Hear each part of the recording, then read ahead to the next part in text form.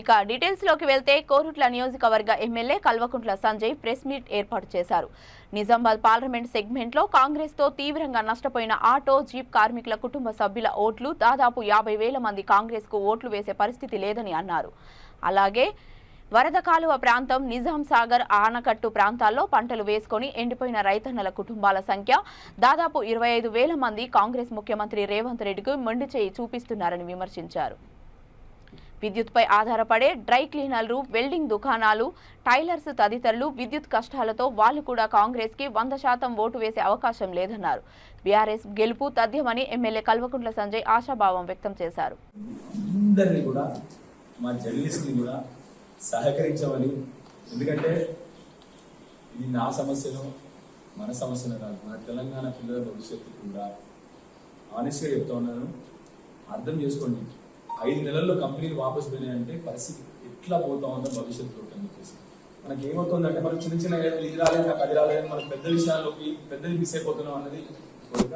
So దయచేసి మీ అందరినీ కోరేది ఏంటంటే మళ్ళీ ఒకసారి కార్మికులు వెళ్ళిపోయింది, పార్లమెంట్లో కొట్లాడుతుంది, గవర్నమెంట్ మీద కొట్లాడి ధైర్యం వస్తుంది, వాళ్ళ అబద్ధాలను ఎండగట్టినట్టు అవుతుంది. కాబట్టి మీ అందరినీ కూడా కార్మికుల మీద ఓటేసి పార్లమెంట్ సభ్యులుగా మంచి నాయకుడు బాజిరెడ్డి గారు, ఒకసారి సర్పంచ్, 2 సార్లు మండల్ ప్రెసిడెంట్, 4 సార్లు ఎమ్మెల్యే గెలిచిన నాయకుడు బాజిరెడ్డి గారు. ఎంత గొప్ప నాయకుడు అంటే ఆయనని ఇప్పుడున్న మన ఎంపీ గారి నాన్న చాలా సార్లు తొక్కేసినాడంట. రాజకీయం ఇద్దరు కాంగ్రెస్ పార్టీలో ఉంది. ఆ రోజు ప్రతిసారి తొక్కి 6 గెలిస్తే నువ్వు రేపు పొద్దున బాన్సోడ పంపించింది, ఆడే గెలిచింది. అక్కడ నుంచి వేరే కాన్సిల్ పోతే ఆడే గెలిచింది. 3 డేస్ ఉంది. మీరు చూస్తే కేసీఆర్ గారి బస్సు యాత్ర స్టార్ట్ అయిన నుండి ఎంత మార్పు వచ్చిందో మీకు కనబడుతుంది. ఇప్పుడు ఎలక్షన్లు మీ ద్వారా ప్రజలకు చెప్పేది ఏంటంటే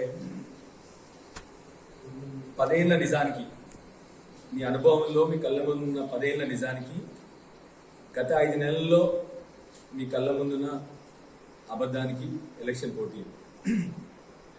అదేవిధంగా 10 ఏళ్ల కేసీఆర్ గారి పాలన, మా బీఆర్ఎస్ పార్టీ పాలన, 5 ఏళ్ళు అరవింద్ ధర్మపురి గారు, మిగతా 10 ఏళ్ల బీజేపీ పాలన, దీని మధ్య పోటీ.